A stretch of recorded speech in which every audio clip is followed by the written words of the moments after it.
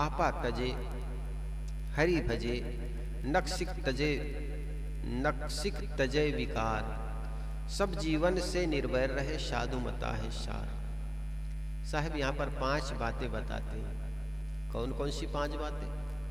साहब ने किसी से पूछा होगा कि हमारा जीवन कैसा हो।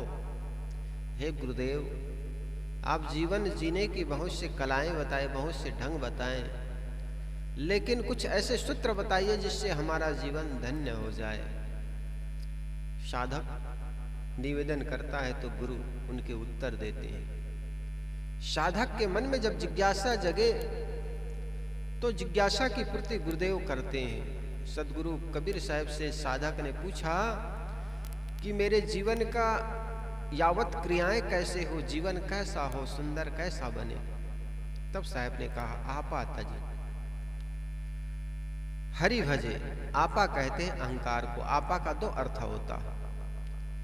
अहंकार को छोड़े, हरि का भजन करे, नक्सिक तक के विकारों का परित्याग करे, सभी जीवों में निर्भय रहे और उत्तम विचारों के पथ पर चले, यही जीवन के सार है। तो साहब कहते हैं साखी बहुत महत्वपूर्ण है। इसमें जीवन कल्याण के 5 उत्तम बातें बताई गई है, जिसके आचरण से जीवन महान हो जाता है। ये 5 बातें: अहंकार का त्याग, हरि का भजन, सर्व दोषों का त्याग, सबसे निर्वैर साधुमत। हम इन पर अलग अलग विचार करें। आपा का 2 अर्थ होते हैं। एक आपा का अर्थ होता है अहंकार, मैं, मेरा, मैं कर रहा हूं, ये अहंकार है। अहंकार की भाषा। हम, कोई भी होता है ना, हम करी, हमने किया, हम मिल करके किए, ये बड़ी बात अच्छी है। अहंकार की भाषा आपा, आप अपने आप को अलंकृत करता है आदमी। आपा का 2 अर्थ है। एक तो आप मने अहंकार, आपा मने अहंकार, और दूसरा आपा मने हमारे अपने अजर अमर आत्मा के लिए। तो आपा का 2 अर्थ है। एक तो अहंकार के लिए और दूसरा आपा अजर अमर आत्मा के लिए, अपनी आत्मा के लिए। तो यहां पर अहंकार के लिए आपा का तजे, अहंकार का त्याग कर। आदमी के अंदर में जब अहंकार आ जाता है ना, तब किसी को समझता नहीं। अगर और जहां पर अहंकार आ गया वहां पर विनाश निश्चित हो जाता है। इसलिए किसी भी बात को लेकर अहंकार मत हो, मन विनम्र हो। कोई कुछ बोल दे तो भी सुन ले। एक ने कहा कि इतना बड़ा मत बनो कि कोई कुछ कह ना सके, है ना। सत्यवाद कोई भी बात करे तो श्रवण करे, सुने। साहब कहते हैं आपा का त्याग करें, अहंकार का त्याग करें। जब जब हमारे मन में अहंकार आता है तब दूसरे को हम समझ नहीं पाते, तब हमारे पतन का कारण होता है। आपा के 3 अर्थ यहाँ पर दिए हैं। आपा का मुख्य अर्थ अपना स्वरूप, अपना स्वत्व है, और दूसरा अहंकार है, और तीसरा है शुद्ध बुद्ध एवं होश। कहते ना, आपा खो दिया, शुद्ध बुद्ध खो दिया। यहाँ पर 3 अर्थ दिया है। जब क्रोध में आता है तो आपा खो देता है, होश खो देता है। आपा का अहंकार भी, आपा का आत्मा से भी अर्थ है। साहब बड़े अच्छे बताए। आपा कहते हैं अपने आप को, अपनी सत्ता एवं अपने स्वरूप को। परंतु जब भूलवश जड़ देह को अपना आपा मान लिया जाता है कि मैं शरीर हूं, तब यह अशुद्ध ज्ञान हो जाता है। यहाँ पर जो अपना नहीं है उसे अपना मान लिया गया है, इसलिए यह आपा अहंकार कहलाता है। इसी आपा एवं अहंकार को छोड़ने की बात बताई गई है। यद्यपि इस साखी में तीसरी बात है नक्सिक तक के सारे विकारों को छोड़ना, जिसमें अहंकार एक विकार होने से वह आ ही जाता है।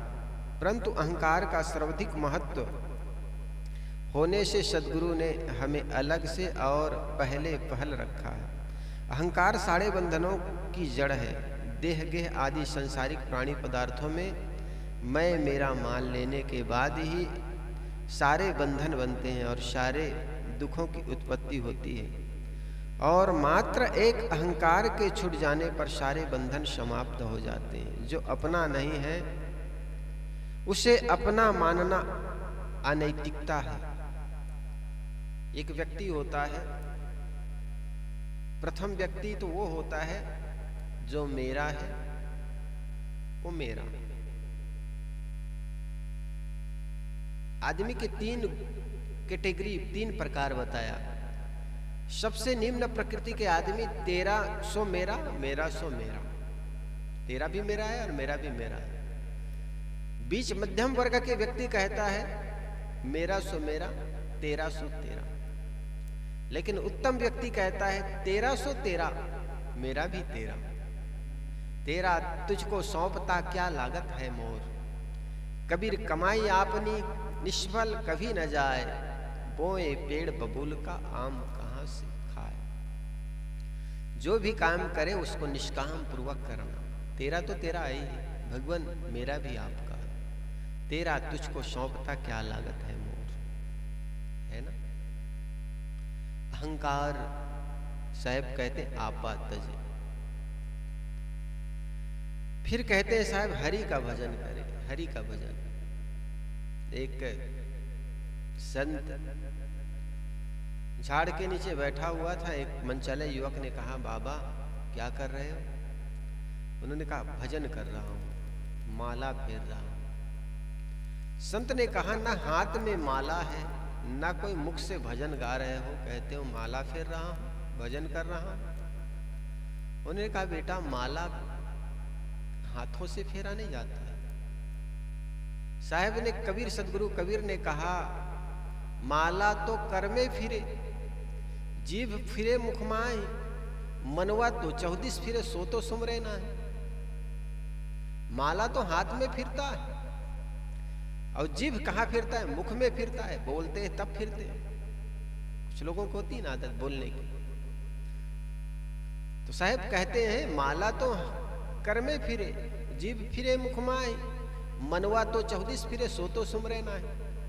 तुम्हारे मन तो 34 में फिर रहा है, उसका तो तुमरा सुमरन नहीं किया, माला फेरने से क्या हुआ। माला कर का मन का डार के, मन का फेर। साहब ने कहा ये कर का मन का डार दे, जो हाथ का माला है उसको डाल कहीं और रख, और ये मन का माला है ना, मनिका है, उसको फेरिए। मन को फेरने का मतलब अपने मन को अपनी ओर लौटाना।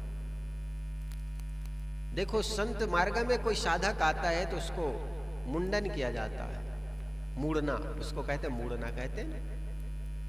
जब कोई भी साधना क्षेत्र में आते हैं, संत गुरुजनों के सानिध्य आते हैं तो उसको मूड़ा जाता है। मुड़ना, सिर तो मुड़ते हैं, लेकिन साथ साथ मन का मुड़ना, सांसारिकता से सन्यास की ओर मुड़ना, वासना से उपासना की ओर मुड़ना, काम से राम की ओर मुड़ना। वो केवल सिर बस नहीं मोड़े जाते। एक साधक था, वो हर 2 दिन में मुड़ता था, दाढ़ी बना लेता था, घोंट लेता था, सिर का बाल घोंट लेता था, लेकिन वो अंदर से मुड़ता नहीं था। संसार से मुड़कर सन्यास की ओर नहीं आता था। उनको कहा भाई तुम हर दूसरे तीसरे दिन मुड़ते हो, लेकिन अंदर से तो नहीं मुड़ते। अरे महाराज मुड़ने से फायदा है। क्या फायदा है? मोड़ मुड़ाए 3 गुण। अच्छा कौन कौन से 3 गुण? कहे मुड़का मिट गई खाज, मुड़का मिट गई खाज, खाने को लड्डू मिले लोग कहे महाराज। वाह महाराज। कहे महाराज भले अंदर से नहीं मुड़ते हैं, बाहर से मुड़ते हैं तो 3 फायदा होता है। कहे कौन कौन से फायदा? मूड़ मुड़ाए 3 गुण, मुड़की मिट गई खाज, मूड़ की जो खाज थी, खुजली थी, वो मिट गई, और खाने को लड्डू मिले लोग कहे महाराज। तो ये मुड़ने से कोई फायदा नहीं, अंदर से मुड़ना है। काम वासना से उपासना की ओर मुड़ना है, भोग से योग की ओर मुड़ना है, और संसारिकता से संन्यास की ओर मुड़ना है, वासना से उपासना की ओर मुड़ना है, कामना से उपासना की ओर मुड़ना है, काम से राम की ओर मुड़ना है। इसलिए गोस्वामी तुलसीदास जी महाराज ने कहा, जौं लौ तारा जगमगाए, सदगुरु कबीर ने कहा, जौं लौ तारा जगमगाए तौं लौ उगे न सूर। जब जब आकाश में तारे उगते हैं तो चंद्रमा सूरज नहीं उगते हैं, है ना। रात्रि के समय में चंद्रमा में के साथ में तारे टिमटिमाते हैं उस समय सूरज नहीं दिखाई पड़ते। अच्छा, गोस्वामी जी ने इसके राम और काम के बारे में बड़े सुंदर बताया। जहां राम नहीं काम है, जहां काम नहीं राम, तुलसी दोनों न बने रवि रजनी एक ठाम। गोस्वामी तुलसीदास जी महाराज कहते हैं, राम और काम एक जगह नहीं रह सकते। जिस प्रकार अंधेला और सूर्य का प्रकाश एक जगह पर नहीं रह सकते हैं, ठीक इसी प्रकार राम और काम एक ही मना स्थिति में नहीं हो सकती है। वो कैसे? क्योंकि जिस प्रकार सूरज का उदय जब होता है तो अंधकार भग जाता है, और जब अंधकार होता है तो सूरज का प्रकाश नहीं रह जाता है। ठीक इसी प्रकार जिसके मन में काम वासना होगी, उसके राम मन में उपासना और राम कैसे हो सकते? हमारे मन में अगर काम वासना चल रही है तो प्रार्थना का उदय नहीं होगी, और हमारे मन में काम है तो राम नहीं आ पाएंगे, और जब राम आ जाएंगे तो काम विदा हो जाएंगे। हम प्रार्थना भी करते हैं तो उसमें कामना छुपी होती है। जैसी बहुत प्रसिद्ध हो, ओम जय जगदीश हरे, स्वामी जय जगदीश हरे, धन संपत्ति घर आवे, सुख संपत्ति घर आवे, कष्ट मिटे मन का, ओम जय जगदीश हरे। किस लिए प्रार्थना हो रही है? प्रार्थना इसलिए हो रही ताकि घर में धन संपत्ति आए, कष्ट मिटे मन का। प्रार्थना इसलिए कर रहे हैं ताकि घर में धन संपत्ति आए। अब बताओ, ये प्रार्थना है कि कामना है? अब धन संपत्ति की कामना करोगे और उसको तुम प्रार्थना कह रहे हो। मंदिर में गए, संत और सदगुरु संतों के पास गए और उनके पास कहे, मुझे बाबा आशीर्वाद दो, पुत्र चाहिए, बाबा मुझे धन चाहिए, बाबा मुझे विद्या चाहिए, बाबा बच्चे की पढ़ाई पूरी हो गई, अब नौकरी चाहिए, लड़के की नौकरी लग गई, अब एक बिंदनी चाहिए, बहू चाहिए। ये कामना है कि प्रार्थना? हम मंदिर में चले गए, संतों के पास चले गए और कह रहे धन संपत्ति घर आवे। बताओ, इतना में ही रुक जाते तो भी बात ठीक। कष्ट मिटे मन का, और जब घर में धन संपत्ति ना आए तो किसी के मुख से भगवान नहीं निकलेगा। भगवान को भी हम तब याद करते हैं जब हमको जरूरत पड़ती भगवान की। जब जरूरत ना पड़े तो भगवान को भी भूल जाते हैं। सदगुरु कबीर ने कहा ना, सुख में दुख में सुमरन सब करे, सुख में करे न को, जो सुख में सुमरन करे तो दुख काहे को हो। साहब कहते हैं सुख में सुमरन नहीं करता है आदमी, दुख में सुमरन करता है। जब में मन में व्याकुलता आ जाती है, जब मन में शोक आ जाता है, मन में जब दुख आ जाता है, कष्ट शरीर में जब कष्ट आ जाता है, तब उनको संत गुरुजन याद आते हैं। तब उनको अपने कर्म संस्कार के बारे में याद आता है कि हमने कर्म वहां पर गलत किया, हम उनके साथ गलत किए। जब उसका परिणाम आता है तब हमें पीड़ा होती है। काश कर्म करने के पहले हम सोच लेते, विचार कर लेते, तो हमें दुख रहने की जरूरत क्या थी। अब कर्म कर लेने के बाद फल भोगने के लिए हम परतंत्र हो जाते हैं। आप मिर्ची खा सकते हैं, न भी खा सकते हैं, खाने के पूर्व आप स्वतंत्र है, विचार कीजिए उस पर। लेकिन जब खा लेंगे तो उसके तितास भोगने के लिए आप परतंत्र हो गए। समझ में आ रहे हैं? जब तक कर्म नहीं किए हो तब तक आप स्वतंत्र है। उस पर चिंतन कीजिए, मनन कीजिए, इसके करने से मुझे क्या फायदा है, न करने से क्या घाटा है, इसको करने से परहित है कि नहीं, समाज के कल्याण का काम हो सकता है कि नहीं, मेरे अपने कल्याण हो सकता है कि नहीं। ऐसा तो नहीं इस कर्म को करने से मेरा मन मलिन हो जाएगा, इस कर्म करने से दूसरा का अपकार हो जाएगा, इस कर्म को करने से मेरा अकल्याण हो जाएगा, बंधन का कारण बनेगा। इन सारी बातों का विचार करोगे और विचार करके जो बातें करोगे, काम करोगे, तो निश्चित उस काम में सफलता मिलेगी और साथ साथ आपको संतुष्टि भी मिलेगी, है ना। एक आदमी है जो केवल कर्म करता है, विचार नहीं करता है, वो आदमी मरा हुआ है। मरा हुआ कौन है? राहु और केतु की घटना सुनते हो। कहा जाता है अमृत का वितरण हो रहा था, और अमृत का वितरण हो रहा था, राहु केतु नाम का कोई राक्षस आकर के अमृत ग्रहण करना चाहा। तो कहा जाता है मोहिनी रूप बना करके अमृत का वितरण कर रहा था विष्णु जी। उनको पता चल गया, चक्र निकाल करके उनका धड़ अलग कर दिया, सिर अलग हो गया, धड़ अलग हो गया।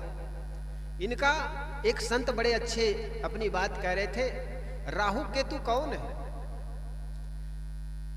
सिर है जो केवल विचार करता है, राहु सिर हो गया और केतु धड़ हो गया, अमृत पूरा पी नहीं पाए।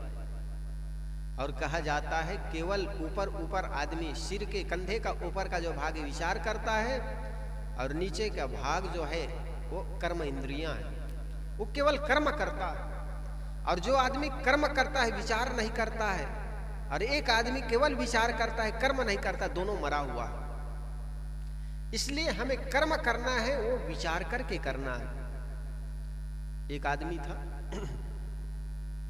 एक सहयोगी मजदूर खोजने गया, मिल गया उनको। तो वर्कर्स ने पूछा क्या काम करना है? कहे काम करने के लिए तो मैं हूं ना, काम करने के लिए मैं काफी हूं काम करने के लिए, आपको केवल विचार करना है, विचार करना है। उस आदमी ने कहा बहुत सस्ता काम है, कोई बात नहीं, कर लेंगे, बैठे बैठे तो विचार ही करना है। हाँ, वेतन क्या दोगे? उन्होंने कहा 3000 दूंगा। इनका 3000 बहुत अच्छा है, जब विचार ही करना है बैठे बैठे और 3000 मिल जाए तो बहुत अच्छी बात है। अच्छा तुम क्या करते हो? उस काम खोजने, मजदूर खोजने आया था, उसको पूछा तुम क्या करते हो? उन्होंने कहा मैं भी नौकरी करता हूं। कहे तुमको कितना मिलता है? कहे मुझे 1500 मिलता है।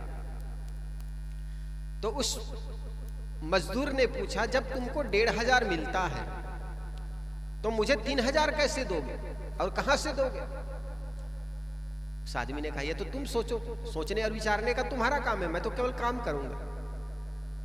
ऐसा विचार करने से कोई काम नहीं बनेगा, केवल तर्क वितर्क से कोई काम बनने वाला नहीं है, केवल विचार करने से बात बनने वाली नहीं है, विचार के साथ साथ करने की भी जरूरत है। एक लड़का था, शहर में रहकर के हॉस्टल में पढ़ा करता था।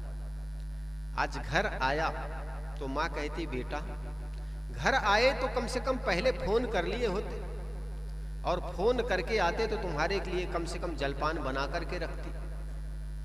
लड़का कहता है माँ अपना घर है, जब चाहे आ जाऊं जब चाहे चला जाऊं, तो फोन की क्या जरूरत?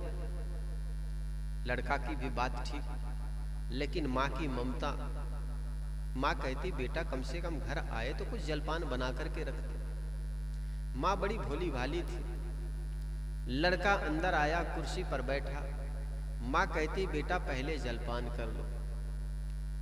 और लड़का तो पढ़ लिख कर आया था, तो पढ़ा लिखा का अहंकार बड़ा अजब होता है, गजब होता है। लड़का अहंकार से भरा हुआ था और सोचता था कि ये माँ को ना बताऊं मैं क्या पढ़ करके आया हूं, तो माँ क्या जानेगी।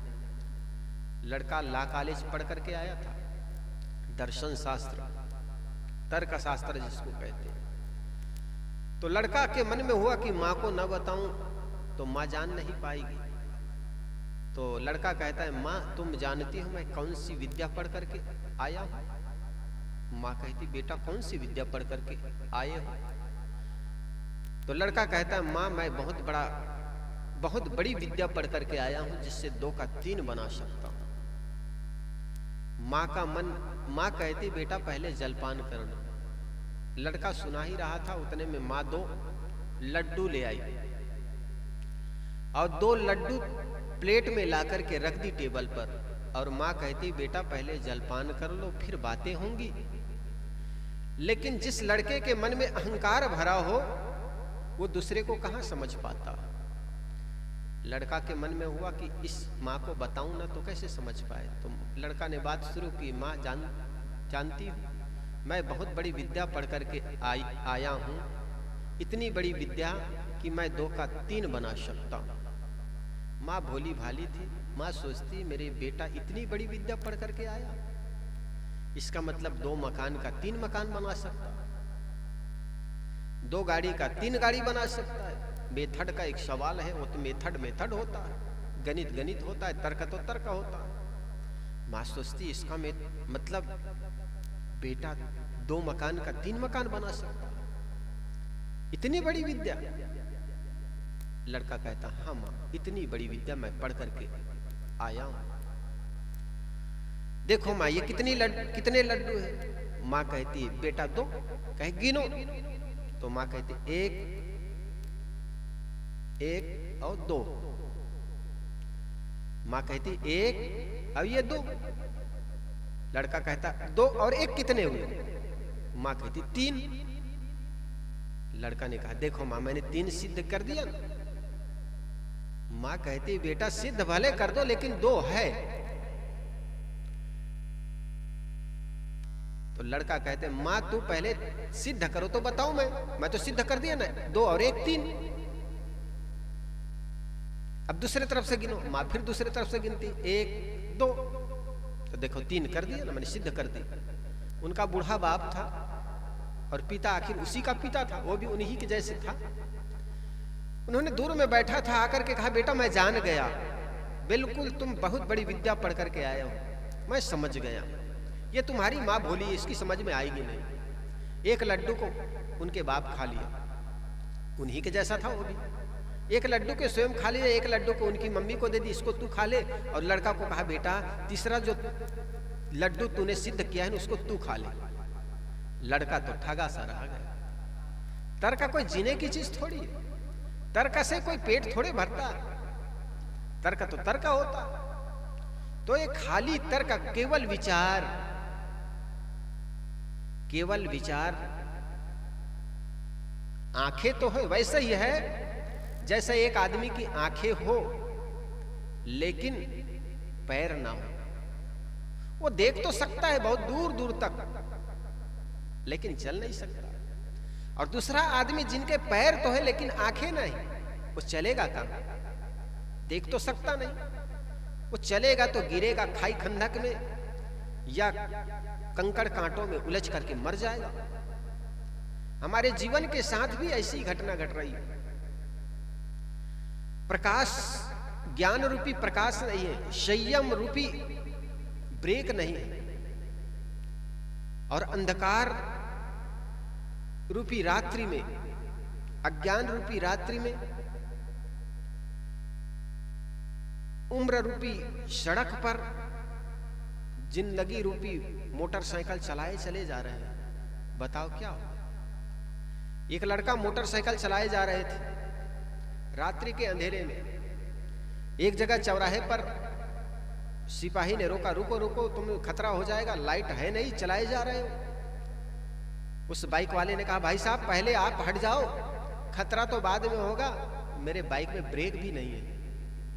ठीक ऐसा ही हमारे जीवन में प्रकाश रूपी, ज्ञान रूपी प्रकाश नहीं है और संयम रूपी ब्रेक नहीं है। उम्र की इस सड़क पर जिंदगी रूपी गाड़ी चलाए जा रहे हैं। बताओ क्या होगा? जिंदगी को सही सलामत मंजिल तक पहुंचाने के लिए संयम रूपी ब्रेक चाहिए, ज्ञान रूपी प्रकाश चाहिए। और ये दोनों के अभाव में आदमी करता तो बहुत है लेकिन पहुंचता कहीं नहीं। इसलिए हमें कर्म तो करे, कर्म करने के साथ साथ विचार करने की जरूरत है। और जो आदमी विचार करता है, विवेकी होता है और विचार विवेक करके कर्म करता है, निश्चित वो कर्म व्यक्ति को मंजिल तक पहुंचा देता है। इसलिए साहब जी कह रहे हैं आपा तजे हरि भजे। हरि का भजन क्या है? बुराइयों से भागना।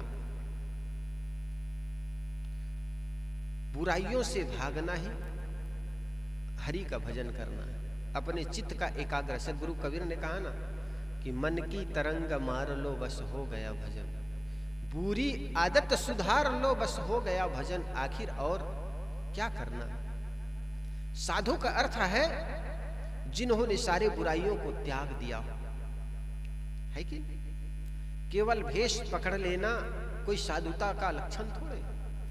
सदगुरु कबीर ने कहा भेष देख मत बूझ लिए, भेष देख मत भूलिए, बूझ लीजिए ज्ञान, बिना कसौटी होए नहीं कंचन की पहचान। जिस प्रकार खरा सोने को परखने की जरूरत होती है और उसको कंचन कहते हैं सोना को, सोने को आग में डाल देने से वो जल नहीं जाता है। जैसे सोने की नगरी कहते हैं लंका, वो जल गया। अरे सोने की नगरी थी तो सोना कहाँ चला गया? ये झूठ मूठ की कुछ बातें लोग कह देते हैं। एक तो इधर कहते हैं सोने जलता नहीं और दूसरा कहते हैं सोने की नगरी जल करके भस्म हो गई। तो ऐसी बात नहीं है। उनका अपना आध्यात्मिक अर्थ होता होगा सोने वालों की नगरी, जहां पर अज्ञानता हो, तामसी प्रवृत्ति के लोग रहते हो, है ना, राजस वृत्ति के लोग रहते हो, जिसके अंदर सात्विक भावना ना हो, आलस्यता और प्रमाद से भरा हो, रजोगुण से भरा हो। और रजोगुण से भरा हुआ व्यक्ति का जीवन निश्चित जल जाता है, राख हो जाता है, क्योंकि उनके जीवन में अंधकार है, सोना और खाना और क्या करना, आलस्यता। तो साहेब कहते हैं आपा तजे हरि भजे। और तीसरी बात कहते हैं नक्सिक तजु विकार। नक से शिखर तक का जो विकार है जीवन में, वो सारे विकारों को तजे। एक विद्वान ने कहा कि जीवन में जब एक बुराई आ जाती है तो अन्य बुराइयों को बुलाने की जरूरत नहीं पड़ती, सहजता चले आते हैं। एक पंडित जी थे, उनकी एक लड़की थी। लड़की के लिए लड़का खोजते खोजते लड़की की उम्र 23 वर्ष हो गई, लेकिन कोई लड़का मिला नहीं। पंडित जी का एक शर्त था, वो शर्त ये था कि लड़की की 32 गुण वाली थी और पंडित जी चाहते थे 32 गुण वाली इस लड़की के लिए लड़का भी 32 गुण का होना जरूरी है। तो 32 गुण के लड़का खोजते खोजते लड़की की उम्र 23 वर्ष हो गई, 32 वर्ष हो गई। 32 वर्ष की जब लड़की हो गई तो एक बार पंडित जी कहीं से एक लड़का खोजा, तो लड़का बिल्कुल 31 गुण के मिल पाए उनको। 32 होने में एक कम हो गया। पंडित जी ने कहा चलो कोई बात नहीं, हमारी बिटिया 32 वर्ष की भले हो गई, लेकिन उम्र भले 32 वर्ष की हो गई, लेकिन योग्य लड़का मिल गया। एक ही गुण तो कम है, क्या फर्क पड़ता। पंडित जी ने उस लड़की की शादी बड़े धूम धड़ाके से कर दिया। जब लड़की अपने मायके चली गई और पहली बार लौट करके आई तो पिता पूछने लगे, बेटी तुम्हारे जो पति हुए वो 31 गुण के हैं और तुम 32 गुण के हो, तुम्हारे पति में कौन से एक अवगुण है जिसके चलते वे 32 गुण के हो नहीं पाए। बहुत खोजा लेकिन 32 गुण वाले लड़के मिल नहीं पाए, 31 गुण का मिला, तो वो कौन से अवगुण है जिसके चलते तुम्हारे पति 32 गुण हो नहीं पाए। तो लड़की कहते पिताजी एक अवगुण है। कहे कौन सी? कहे केवल प्याज खाता है। पंडित जी ने कहा पंडित जी में प्याज नहीं खाए जाते, लहसुन और प्याज से पता नहीं पंडितों का कौन सी दुश्मनी रही। यूं तो कहा जाता है आयुर्वेद में इसको औषधि बताए गए। तो उन्होंने देखा सुना कि केवल मेरे पति प्याज खाता है। पंडित जी ने कहा प्याज खाता है?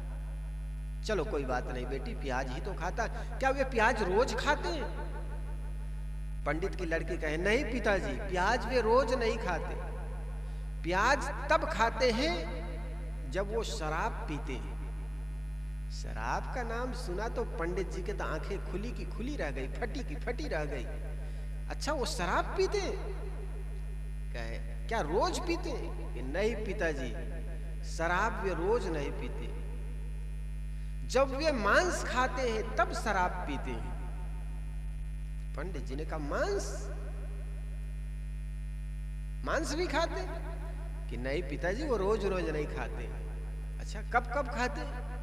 कहे पिताजी वे जुआ में जब पैसा जीत जाते हैं ना, तब वो मांस खाते हैं, तब वो शराब पीते हैं, तब वो प्याज खाते हैं। तो पंडित जी तो एकदम आहत हो गए। मांस धीरे धीरे सारे अवगुण आने लग गए। तो कहने का मतलब एक अवगुण के आने पर सारे अवगुण चले आते हैं। इसी प्रकार जीवन में हम अगर एक सद्गुण को अपना ले, जीवन में सत्य को धारण कर ले, तो अन्य असत्य बात धीरे धीरे छूट जाते हैं। इसलिए जीवन में कोई भी संकल्प, एक संकल्प कर लेने से जीवन में बहुत से सारे अच्छे संकल्प चले आते हैं। अब गंगा नदी स्नान करने जाते हैं वो लोग, पंडित जी कहते हैं कुछ छोड़ना होगा, कुछ छोड़ना होगा, मतलब तंबाकू, बीड़ी, सिगरेट जो भी पीते हो, चाय, उसमें से एक कोई भी छोड़ो। तो पंडित जी को तो केवल पैसा लेना है, उनको तो आपके जीवन से कोई लेना देना नहीं है। उनको कहते कुछ छोड़ना होगा। तो वो क्या छोड़ता है? लौकी खाना छोड़ता है, कोई कुम्हड़ा खाना छोड़ता है। आज से महाराज मैं ऐसा नहीं कि शराब पीना छोड़ता हूँ, बीड़े पीना छोड़ता हूँ, ऐसा नहीं। एक लड़का था, सत्संग में आया करते थे। जब सत्संग में आया तो गुरुजी सत्संग के अंतिम दिन में कहा भाई 4 दिन 7 दिन तक मैंने आप लोगों को सत्संग सुनाया हूँ, तो यहाँ से कुछ ना कुछ छोड़ करके जाना है, कुछ ना कुछ बदल करके जाना है। तो सभी ने हाथ उठाया। किसी ने कहा गुरुजी आज से मैं तंबाकू खाना छोड़ता हूँ। किसी ने कहा गुरुजी मैं पत्नी से रोज झगड़ता था, आज झगड़ा करना छोड़ता हूँ। किसी ने कहा गुरुजी मेरे जीवन में गाली देने का स्वभाव है, गाली देने की आदत छोड़ता हूं। एक आदमी हाथ उठाया, देखा वो आदमी रोज शराब पीता था, गाली गलौज करता था। लोग बड़े आश्चर्य से भर गए, ये आदमी क्या छोड़ेगा आखिर? पीछे में बैठता था, रोज आता था। उन्होंने हाथ हिलाकर कहा गुरुजी मैं भी कुछ छोड़ना चाहता हूं। सारे लोग बड़े आश्चर्य से भर गए। जीवन में तो इससे कभी छोटी सी छोटी अवगुण भी छूट नहीं पाया, और पता नहीं ये क्या छोड़ेगा। आज मांस ये खाता है, शराब ये पीता है, बीड़ी ये पीता है, और ये कहता है मैं भी छोड़ूंगा। पंडित जी ने कहा अच्छा बता तू क्या छोड़ेगा? उन्होंने कहा गुरुजी आज से मैं सत्संग में आना छोड़ता हूं। अब बताओ ऐसे छोड़ने वाले का क्या कल्याण होगा? एक आदमी अपने को बदलो कहा तो उन्होंने चप्पल ही बदलना शुरू कर दिया। सत्संग में आते अच्छे अच्छे चप्पल हो जाता है, कोई अच्छे चप्पल ले जाता है, अपना पुरानी चप्पल छोड़ जाता है। तो कहने का मतलब नक्सिक तजुन विकार, साहब कहते हैं नक्शे शिखर तक करके सारे विकारों को त्याग करना। चौथी बात कहते हैं सब जीवन से निर्वैर रहे। साहब कहते हैं सारे जीवों से निर्वैर रहे, कभी बैर ना पाले। बैर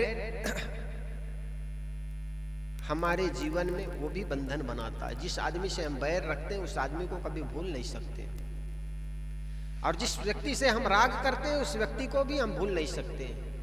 इसलिए राग और द्वेष दोनों को त्याग करना है। जब जब आदमी के अंदर में राग आएगा, द्वेष आएगा, तो अपने लिए तो कुछ चाहेगा, लेकिन साथ साथ दूसरे के लिए उनके मन में द्वेष भाव रहेगा, जिससे वो द्वेष करेगा, उसके बारे में सोचेगा वो चीज उनके पास ना हो। और जिनसे राग करेगा उनके बारे में सोचेगा उनको भी ये चीज़ मिले, उनके लिए ही अच्छे करने उनको भी मिल जाए, उनको भी ये चीज़ होनी चाहिए, उनके बारे में रात और दिन चिंता करता रहे। तो राग और द्वेष दोनों से ही व्यक्ति बंधता है, इसलिए राग द्वेष से भी ऊपर उठना है। सब जीवन से निर्भय रहे साधु मता है सार। साहब कहते साधु मत में रहना यही सार है। साहब कहते हैं कि जो अपना नहीं है उसे अपना मानना अनैतिक है और यही बंधन बनाता है, किंतु जो अपना हो उसे अपना मानना ठीक है। जैसे कोई मकान मेरा नहीं है, यदि मैं उसे अपना मानता हूँ, उसमें घुसकर रहना चाहता हूँ, तो यह एक अनैतिक काम है। इससे मैं पकड़ा जाकर जेल जाऊंगा, क्योंकि मैं उस पर कब्जा करना चाहता हूँ। जो अपना नहीं है परंतु मैं जमीन खरीदकर अपना मकान बना लूं तो वह मेरा अपना है। इसमें से मुझे ना कोई निकाल सकता है और ना जेल भेज सकता है और ना कोई परेशान कर सकता है, क्योंकि यह तो मेरा अपना है, इसमें मैं सुखपूर्वक रह सकता हूँ। यह तो उदाहरण हुआ।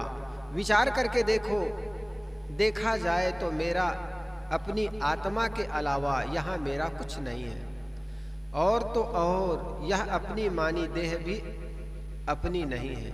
अतएव यदि हम देह को अपनी मानते हैं, उसमें अहंता ममता करते हैं, तो यह तात्विक दृष्टि में अनैतिक व्यवहार करते हैं, क्योंकि जो अपनी नहीं है उस देह को अपने मानने का अपराध करते हैं। साहब तो कहते हैं यह शरीर भी आपका नहीं है और गिनाते हैं कि उन्होंने एक बहुत सुंदर पंक्ति कही है, काग गिद्ध दो मरण विचारे, शिकर स्वान दो पंथ निहारे, भूला बे अहमक नादाना। कैसा है वो पंक्ति, भूल रहा हूं कि ये शरीर को हम अपना मानते हैं, इसके भी साझेदारी है। तात जननी कहे पुत्र हमारा, स्वार्थ जाने किन्न प्रतिपारा, सूत्र कलत्र रहे लवलाई, मुख यम की नाई रहे मुखबाई, तेहि घर को घर कहे गंवारा, सो बैरी होए गले तुम्हारा, इतने तन के सांझिया जन्मों भर दुख पाए, मोर मोर गोहराए। ऐसे कुछ बड़े अच्छी पंक्ति है शायद कि तात जननी कहे पुत्र हमारा, माता पिता कहते ये पुत्र हमारा है, फिर आपका क्या है बताओ। यहां तक ये शरीर में नाम जो दिया गया ये भी नाम कोई दूसरा देता है ना। और अंत में ये शरीर का स्नान भी नहीं कर पाओगे, अंत में जो स्नान कराने वाला भी दूसरा हो जाएगा। जब जन्म लेता है तब भी स्नान नहीं कर पाता है और मृत्यु के क्षण में भी आदमी स्नान नहीं कर पाता, ये दोनों काम दूसरा कराता है। नाम भी आपका नहीं है, शरीर भी आपका नहीं, फिर मेरा मेरा कहते कहते मूढ़ जन्म भर रोता है, एक दिन मिट्टी के नीचे है पड़ा पड़ा है रोता। तो इस प्रकार साहिब की पंक्तियों में बड़े मार्मिकता है। आपा तजे हरि भजे, नक्सिक तजय विकार, सब जीवों से निर्भर रहे साधु मता है सार। तीन अर्थ हमने कल निवेदन किए। एक आपा का अहंकार, दूसरा हमारी अपनी चेतना और तीसरा होश। इसी प्रकार का हरि का भजन, हरि कौन है, हमारी चेतना, हमारी आत्मा ही हरि है, भगवान है। इसको छोड़ करके कहीं बाहर भगवान नहीं। सारे भगवान को निर्माण करने वाला मनुष्य है। और दुनिया में जितने भी मंदिर, मस्जिद, गिरजाघर, गुरुद्वारा, देवालय, शिवालय जो बना है वो सबका निर्माण करने वाला मनुष्य है। और मनुष्य ही बना करके उनकी पूजा आरती करता है और भोग और मोक्ष की कामना भी मनुष्य ही करता है। मनुष्य अपने को भी जानता है, मूर्ति को भी जानता है। मूर्ति न तो अपने को जानता है, ना आपको जानता है कि आप मेरे भगत हैं, पूजा कर रहे हैं। यहाँ तक हम कल निवेदन किए थे। आगे साहब कहते नक्शिख तजय विकार, नक्शे शिखर तक करके, नक्शे शिखर तक के विकारों का त्याग करें। और किस प्रकार विकार एक के बाद एक व्यक्ति के अंतःकरण में चले आते हैं, इस पर हमने विचार किया था। एक विचारक ने कहा कि कोई भी बुराई एक आ जाने पर अन्य बुराइयों को निमंत्रण दे जाती है। एक बुराई के आने पर स्वतः अन्य बुराइयां आ जाती है। एक व्यक्ति से पूछा गया, कोई सज्जन आदमी था, उन्होंने कहा तुम बीड़ी पीते हो? कहे नहीं। सिगरेट पीते हो? नहीं। कोई वैशन विलास है आपके जीवन में? नहीं। कोई बुराई है आपके जीवन में? नहीं। तो अच्छा ये बताओ, कोई बुराई आपके अंदर में है? कहे हाँ। तो क्या है? कहे झूठ बोलता हूं। झूठ बोलता हूं इसका मतलब सारे बुराई उनके अंदर है, जो ना कर रहा है तो वो सब वहां है। तो एक बुराई के पीछे अन्य सारी बुराइयां चली आती हैं। इसलिए नक्शिख तजु विकार, सारे विकारों का त्याग करें। सब जीवन से निर्वैर रहे। निर्वैर, बैर किससे करोगे? बैर उससे हो जाता है जो हमारे मन अनुकूल व्यक्ति नहीं है। वस्तु से बैर नहीं होती, व्यक्ति से बैर होती है। और वस्तु से जो होती है उसे उपेक्षा कहते हैं, उपेक्षा। और व्यक्ति से भी उपेक्षा भाव रखें, जिससे हमारा मन नहीं मिलता है, तालमेल नहीं बैठता, लेकिन बैर ना ठाने। एक व्यक्ति था, वो क्या किया, अपने ससुराल जा रहा था, युवक था, लड़का था, ससुराल जा रहा था। उनको अपना मित्र मिल गया। उन्होंने कहा मित्र से थोड़ा मिल करके जाऊं। तो मित्र के घर गया, तो मित्र से कहा कि मैं ससुराल जा रहा हूं, तू भी चलोगे? उन्होंने कहा ले जाने का ऐसा कोई ऐसा नियम होता है क्या? ले जाना का भी अपना विधान होता है। पहले से बताए होते, कपड़े साफ करके रखता। और तुम अभी आए हो, जा रहे हो और कहते चलोगे, ऐसा कोई जाया जाता है? मित्र ने कहा कपड़ा का क्या है, वो मेरे कपड़े पहन लेना। और उनके कपड़े बड़ा सुंदर कपड़ा था, वर्षों से किसी ने दिया था, सुंदर कपड़ा था, पहनूंगा पहनूंगा, पहन नहीं पाया था। मित्र ने कहा ठीक है, तुम अपने कपड़े दे दो तो मैं चला जाऊंगा। कपड़ा दे दिया। वो कपड़ा पहनते हैं वो मित्र तो इतना सुंदर लगने लगा, पूछो मत। एकदम वो मित्र तो फीका लगता उनके सामने, जमाई तो वही मित्र ही लगने लग गया था। उनके मन में ईर्ष्या जग गई, यार इतना सुंदर कपड़ा मैंने सोचा था पहनूंगा पहनूंगा, आज पहन नहीं पाया, और आज देने दूसरे पहन रहा है इसको। जब तिरछी टोपी और सुंदर जैकेट पहना तो उनके मन में जलन हो गई। लेकिन फिर भी मित्र चले दोनों ससुराल। ससुराल पहुंचते ही सबकी निगाहें उनके मित्र पर पड़ती। उनको तो स्वागत सत्कार कम करते, पहले उनके ही परिचय पूछने लग जाते। जब पहुना पहुंचे तो उनको तो कहा ये कौन है, बहुत सुंदर है। तो उनके मन में तो एकदम जलन पैदा हो जाती।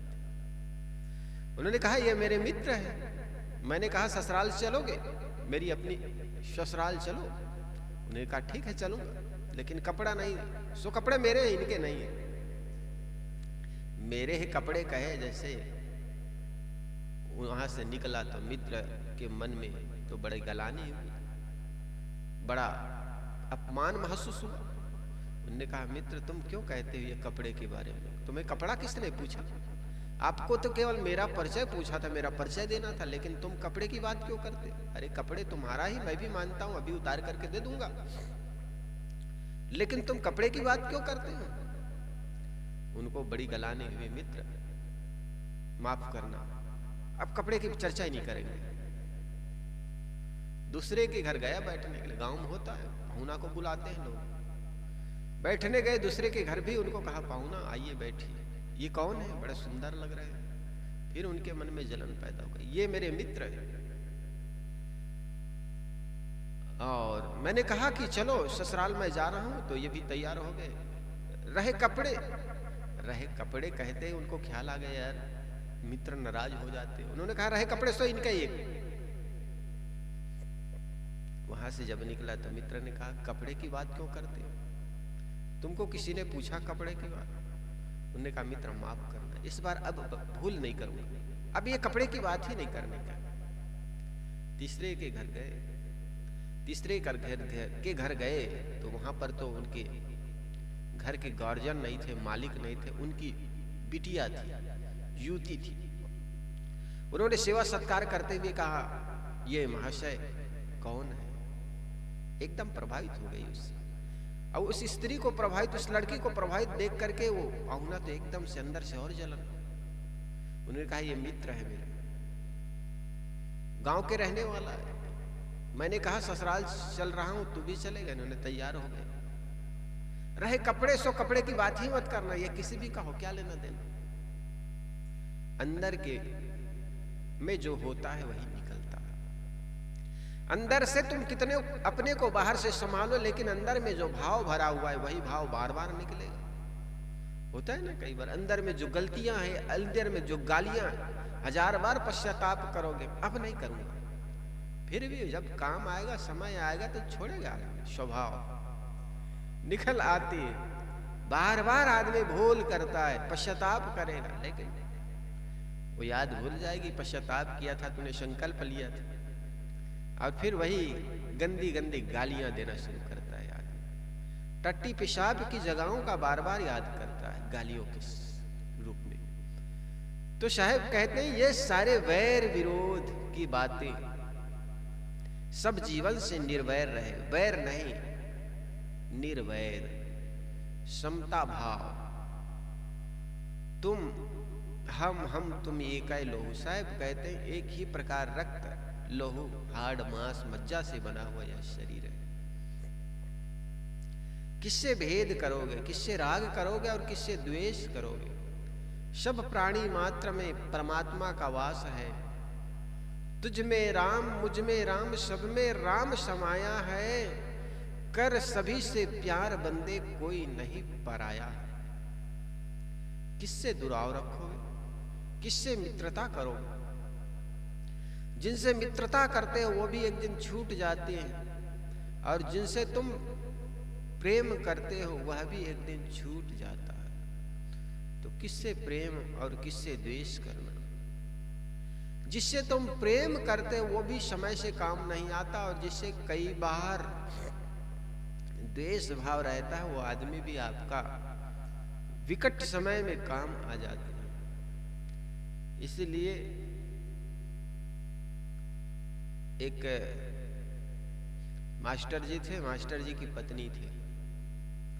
मास्टर जी और मास्टर जी की पत्नी 2 लड़के थे। नौकरी में जो भी पैसा आता, खेती व्यापार, उनका खेती भी थी, तो खेती में भी जो पैसा आता, मास्टरी में नौकरी से जो पैसा आता, सबको बच्चों को पढ़ाने में लगाया। बच्चों से बड़ी आशा होती है, जितना भी कमाता बच्चों को पढ़ाते। हॉस्टल में, बहुत बड़े विद्यालय में, शहर में जितने बड़े विद्यालय होते उतना खर्चा होता।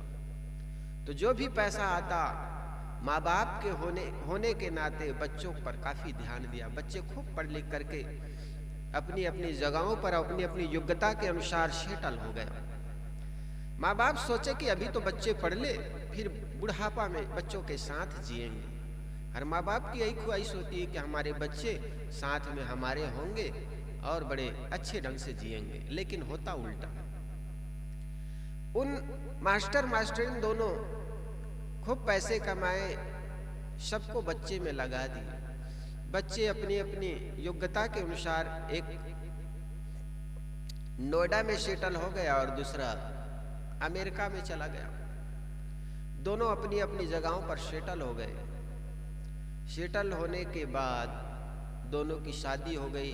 दोनों अपने अपने पत्नी बच्चों को लेकर के व्यस्त हो गए। इधर मास्टर और मास्टरीन जब बूढ़े हो गए, रिटायर्ड हो गए, घर में रहते। रिटायर्ड होकर के घर में 2-4 महीने बिताने के बाद उनको अपनी बच्चों की याद आने लगी। होता है जिस दिन के लिए माँ बाप को पैदा किया उस दिन याद आ ही जाते हैं। बच्चों को पाल पोस करके चूंकि उसी दिन के लिए बड़े करते हैं। बुढ़ापा आ गया, रिटायर्ड होने के बाद घर में रहने लगे। एक दिन दोनों शाम के समय बैठे थे। मास्टरनी कहती है, जी देखो अब हम अपने बच्चों को बुला लेते, साथ में जीवन जिएंगे, हमारे पास पैसों की कोई कमी नहीं है। मास्टर ने कहा तुम ही फोन लगा लो। मास्टरनी छोटे लड़का को फोन लगाती है, उधर से आवाज आती है, माँ प्रणाम, तबीयत कैसी है, कैसे याद किए। माँ कहती बेटा तुम्हारे पिताजी और मेरी ये इच्छा है कि तुम लोग हम लोगों के पास आ जाओ, हमारे पास पैसों की कोई कमी नहीं है, बहुत पैसे हैं। छोटा लड़का है, कहता है माँ अभी तो मैं नोएडा में सेटल हुआ और एक उम्र होती पैसे कमाने की, मैं आ नहीं सकता। माँ तो निराश हो गई, छोटे पर बड़ी आशा थी, बड़ा प्रेम था। जब छोटा लड़का ने कहा माँ मैं आ नहीं सकता, तो माँ के आंखों में आंसू बहने लग गए। मास्टर ने कहा कोई बात नहीं, बड़े को प्रयास कर लो। बड़े को फोन की तो बड़ा भी कहे माँ किसी प्रकार के घर में कोई जरूरत हो, किसी नौकरानी की जरूरत हो, नौकर की जरूरत हो, एक नौकर रख लो, नौकरानी रख लो, जो भी पैसे की जरूरत पड़ेगी हम भेज दिया करेंगे, लेकिन अभी तो हम सेटल हुए हैं, पैसे कमाने की अभी उम्र है, और अमेरिका में जो पैसा है वह कहाँ भारत में, तो हम आ नहीं सकते। बड़ी आशा बांधी थी कि बेटा को एक फोन करते ही दौड़े चले आएंगे। आज माँ का मन टूट गया। माँ सोची कि दोनों बच्चे हाथ से गए, और इसी चिंता में उस दिन से उनकी तबीयत खराब होने लगी। ऐसे जीवन जीते जीते एक दिन फालिश मार गई डोकरी को, मास्टरीन को। मास्टरीन को जब लकवा मार गई, बेचारी न तो करवट बदल पाती, न तो चल करके और कुछ काम कर पाती, ऐसे साइलेंट, ऐसा उनको लकवा मार गया। पति सुबह उठ करके अपने पत्नी के कपड़े बदलते, स्नान कराता, भोजन वोजन बनाता। पत्नी बेचारी देख देख करके मरी जाती। सोची थी कि बुढ़ापा में बच्चे होंगे वो सेवा करेंगे, लेकिन आज पति परमेश्वर ही मेरा सेवा कर रहा। वो बेचारी लज्जा के मारे, संकोच के मारे मरी सी जाती, लेकिन अपने हाथों से भी तो मरा नहीं जाता ना। नित्य उनके पति का यही काम था कि सुबह उठ करके आता, कपड़ा साफ करते, भोजन वोजन की व्यवस्था करता, और इसी प्रकार जिंदगी बीत रही थी। एक दिन क्या हुआ, बूढ़ा शाम को रात्रि में जब सोने गए अपने कमरे में, क्योंकि दोनों अलग अलग जगहों पर सोते थे। बूढ़ा जहां पर लैंडलाइन आगे पहले एक फोन होता था जो स्थायी रूप से रहता था। आज तो मोबाइल एक एक नहीं, दो मोबाइल है, जहां सो वहां पर मोबाइल रख सकते। पहले लैंडलाइन जहां पर बैठक होता वहीं पर रखा जाता था। तो बैठक में लड़के का कभी भी फोन आ जाए, ऐसे करके वो वहीं सोता था।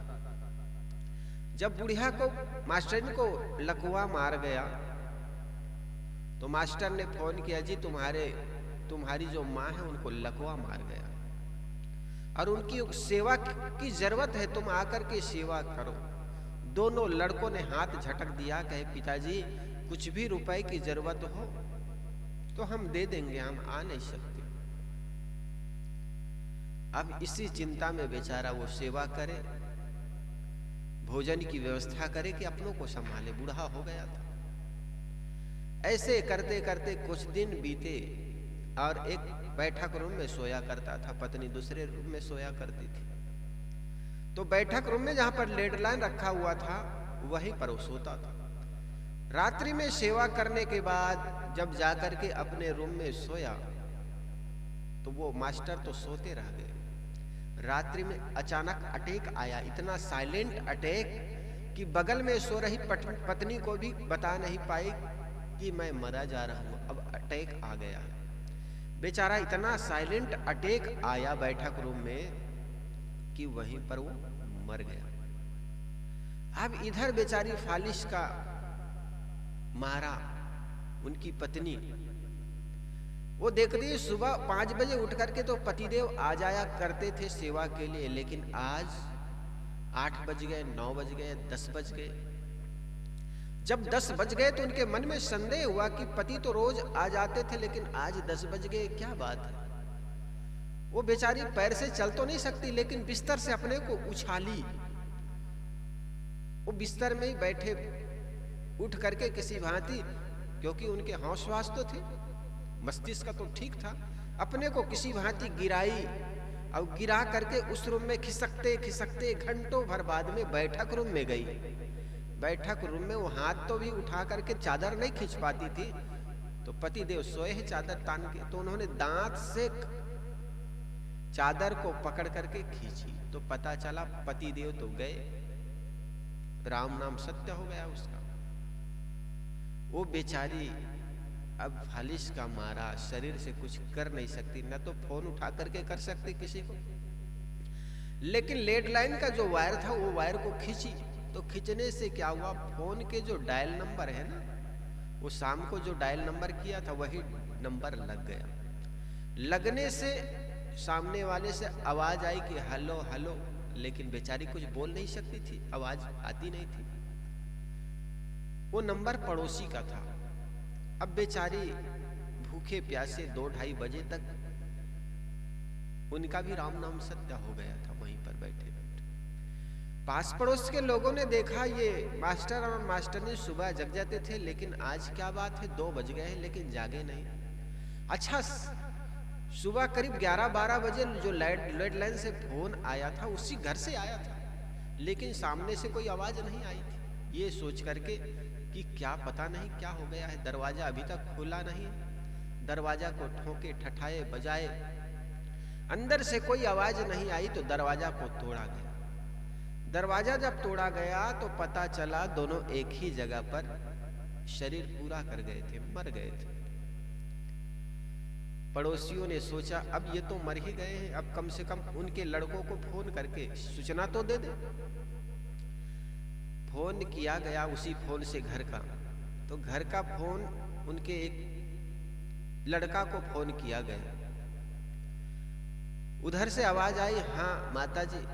माताजी फोन, लड़का सोचा होगा माताजी फोन किए होंगे, घर का ही फोन था। उन्होंने कहा प्रणाम माताजी, प्रणाम पिताजी। तो उन्होंने कहा अरे तुम्हारे पिताजी माताजी तो गए, मैं तो तुम्हारे पड़ोस का चाचा। कहे चाचा जी माताजी पिताजी क्या है, कैसे हैं?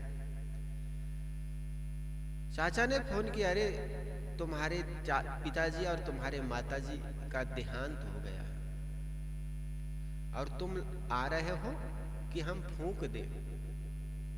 लड़कों के तरफ से दोनों से आवाज आई, पिताजी चाचा जी, अगर पिताजी चाचा जी पिताजी और माताजी नहीं रह गए तो हम लोग आ रहे हैं।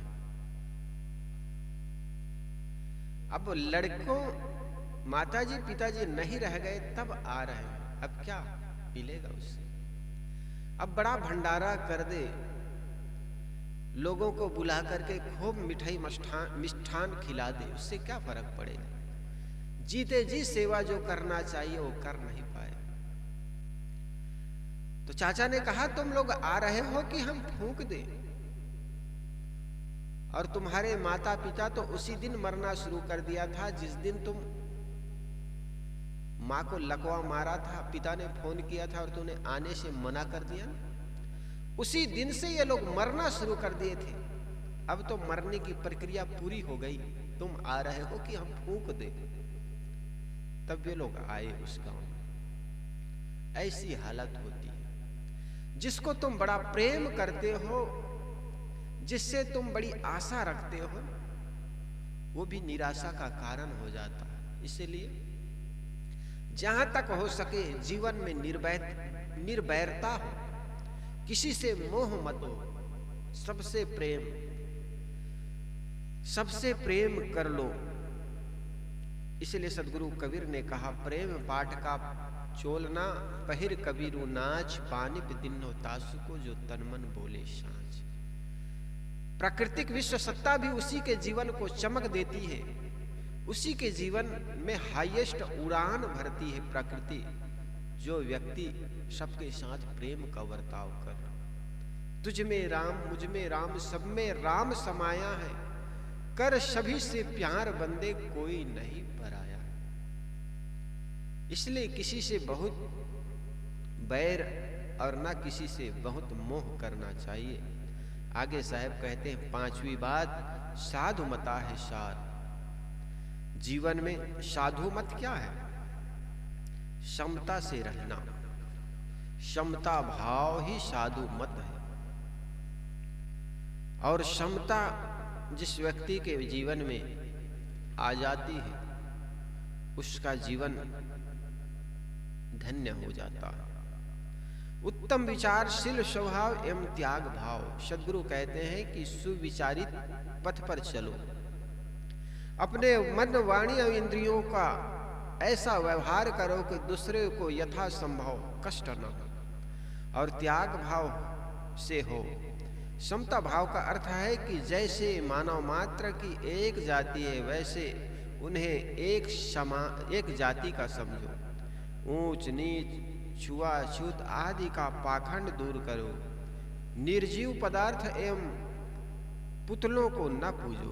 किसी व्यक्ति को जगत कर्ता मत समझो, अर्थात जातिवाद, वर्णवाद, छुआछूत, मूर्ति पूजा, अवतार देवी देवता से रहित शुद्ध आत्मज्ञानी एवं सदाचारी बनो।